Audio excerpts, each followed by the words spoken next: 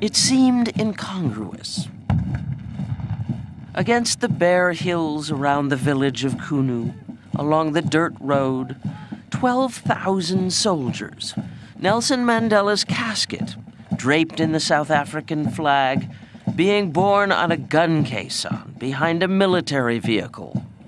It was South Africa's first state funeral, with all the trappings of state, a stark contrast to what the world saw of the man and his choice of final resting place.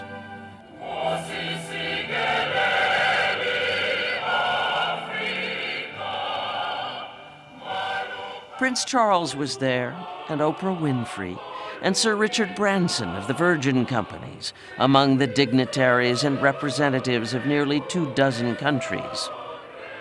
But for Nelson Mandela's granddaughter Nandi, the simplicity of the place is its eloquence. He went to school barefoot, and yet he rose to the highest office of the land. He became the President of South Africa and the greatest statesman in the world. This is a message he communicated all the time. It does not matter what your background is or your circumstances. It is within each of us to achieve anything we want in life. Kunu looked more like this when Nelson Mandela was a boy here. And you can't help but wonder, how did a president, a world-renowned statesman, a Nobel laureate, emerge from a place so simple, so backward, as it remains today? Few people knew how to read or write. Mandela was herding cattle by the time he was 5. But the lessons he learned in this place, shaped by Xhosa tribal culture, taught him how to unite a nation.